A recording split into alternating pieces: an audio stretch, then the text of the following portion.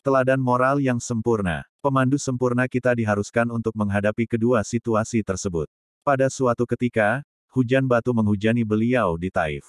Sebagian besar orang menimpakan kepada beliau luka fisik yang paling brutal, tetapi keteguhan hati Nabi Suci Shallallahu Alaihi Wasallam tidak goyah.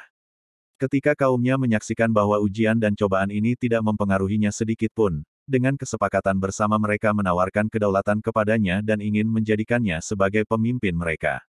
Mereka menjanjikan segala macam kemewahan, bahkan wanita-wanita tercantik sekalipun. Dan semua ini dengan syarat bahwa Nabi Suci, damai dan berkah Allah, menahan diri untuk tidak mencela berhala.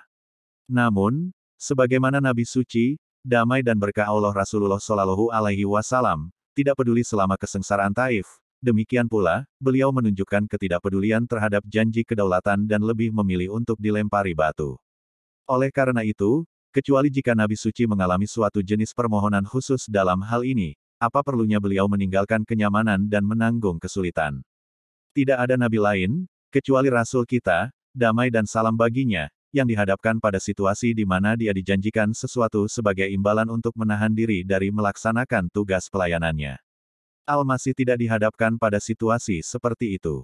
Dalam sejarah dunia, hanya Nabi Suci yang dihadapkan pada tawaran kedaulatan untuk tidak melaksanakan tugasnya.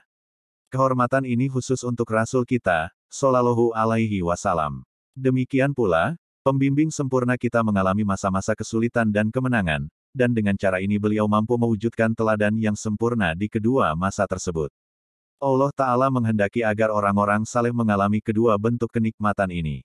Pada saat-saat tertentu, mereka mengalaminya dalam bentuk kenikmatan duniawi, kenyamanan dan karunia, dan pada saat-saat lain, dalam bentuk kesulitan dan kesusahan, sehingga akhlak mereka dapat tumbuh menuju kesempurnaan dalam kedua hal tersebut. Akhlak yang mulia termanifestasi pada saat-saat penuh kekuasaan, sementara akhlak yang lain muncul pada saat-saat penuh penderitaan. Nabi kita yang mulia telah mengalami kedua situasi ini. Oleh karena itu, sejauh mana kita dapat menampilkan akhlak Nabi Suci yang beragam, tidak ada dalam kemampuan bangsa lain untuk menampilkannya demi kepentingan Nabi mereka sendiri.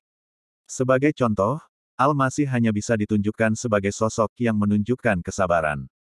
Beliau terus mengalami kekejaman, tapi bagaimana bisa ditetapkan bahwa beliau mencapai kedudukan yang tinggi? Tidak diragukan lagi bahwa beliau adalah seorang nabi yang jujur, namun tidak dapat dibuktikan bahwa beliau menunjukkan teladan moral dalam segala hal. Karena ia disebutkan di dalam Al-Quran, kita percaya bahwa ia adalah seorang nabi. Jika tidak, Injil saja tidak membuktikan bahwa Al-Masih menunjukkan karakter moral yang sesuai dengan keagungan para nabi yang memiliki tekad yang kuat. Dengan cara yang sama, jika pembimbing sempurna kita wafat pada masa 13 tahun awal kesulitannya, banyak aspek dari karakternya yang luhur akan tetap tersembunyi seperti halnya Al-Masih. Namun, ketika beliau kemudian dikaruniai era kejayaan dan orang-orang yang menindasnya dihadapkan ke hadapan Nabi Suci, maka saat itulah sifat-sifat rahmat dan kasih sayangnya benar-benar terbukti. Hal ini juga menunjukkan bahwa perbuatan Nabi Suci tidak pernah merupakan hasil dari kondisi yang membatasi, beliau tidak pernah bertindak di bawah paksaan, sebaliknya, semua perbuatan beliau adalah alamiah. Demikian pula, ada banyak sifat-sifat moral lainnya dari Nabi Suci. Nabi yang juga dapat dibuktikan. Allah Ta'ala telah menyatakan, artinya, kami adalah teman bagi orang-orang yang bertakwa, baik di dunia maupun di akhirat.